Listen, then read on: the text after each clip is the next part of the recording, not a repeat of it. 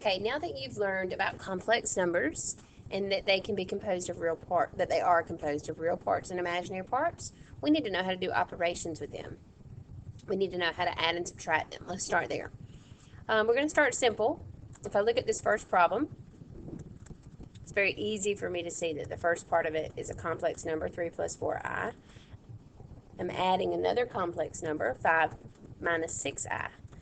So when I'm adding, I just need to remember to put real parts with real parts and imaginary parts with imaginary parts and perform the operations that's between them.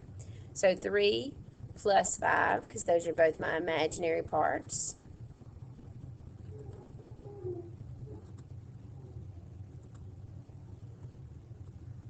I would add 3 plus 5 to get a value of 8.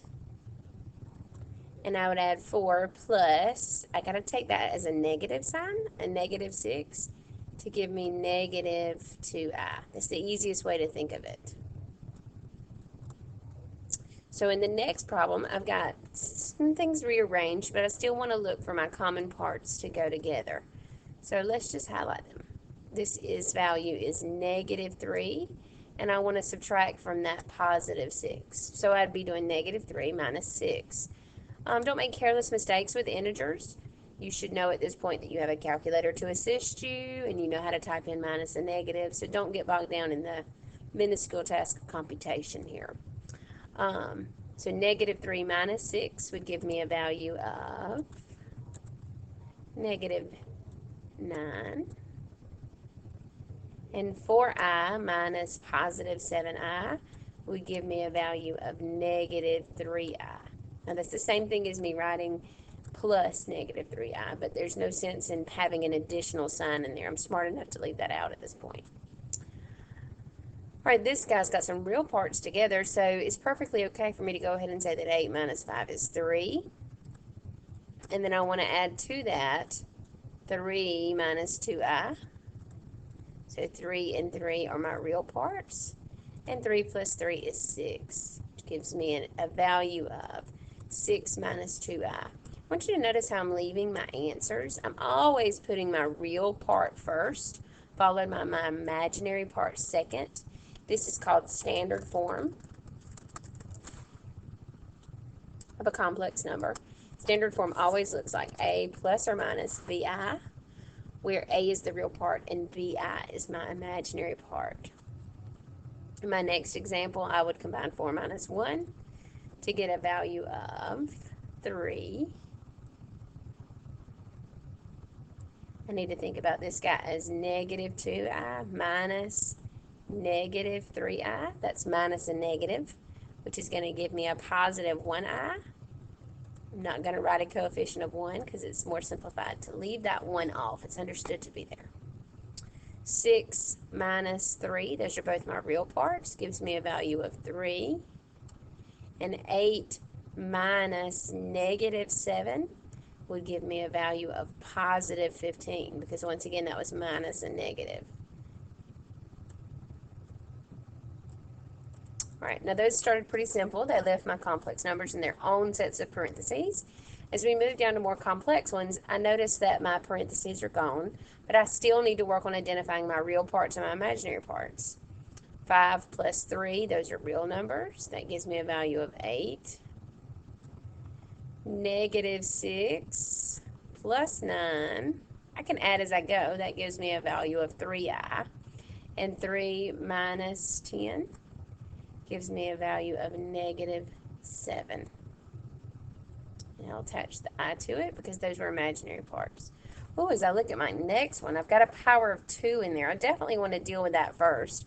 I know that I to the second is negative 1. So this term is negative 6 I to the second. I'm going to think of that as negative 6 times negative 1. That's exactly what it means. So that I squared actually changes my 6 to be a positive 6 and to be a real number. So it's important that I simplify that first. I should know that based off my order of operations. I always work with powers first.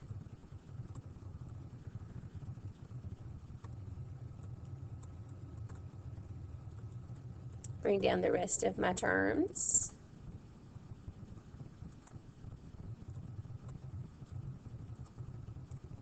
And then I just want to combine real and imaginary. 4 plus 6 is 10. 10 plus 8 is 18. So I have a real component of 18, excuse me. I'll combine my imaginary parts. 3 minus 10i leaves me with negative 7i. My next one, I noticed that power of I to the third. Let's go ahead and change that. I to the third, based off our derivation earlier, is equal to negative I. These are facts that I do not need to forget.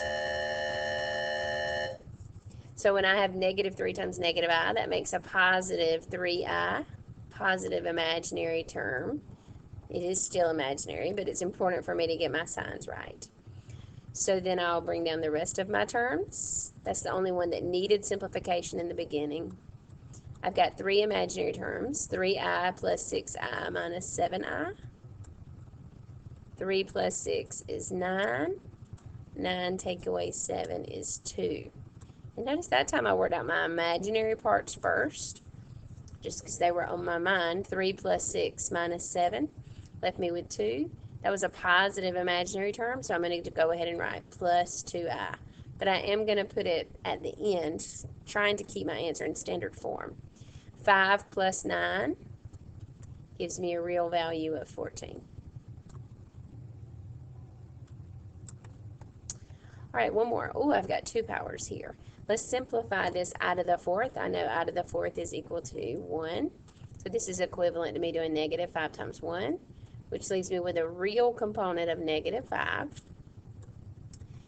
Negative 2 is already simplified. 6i is already simplified. I to the fifth. Oh, I don't know that one off the top of my head.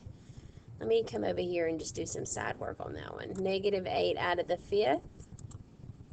I can take out a group of I to the fourths out of that, which would just leave me with an I left over. Oh, so that's what it simplifies to be, negative 8i, because there's one group of 4 that I can take out, which has a value of 1 from our previous task. I combine my like terms. My reals with my reals leaves me with a value of negative 7. My imaginaries with my imaginaries leaves me with a value of negative 2. You're not going to see answers written as plus negative 2i like that. So we're going to go ahead and write that as negative 7 minus 2i.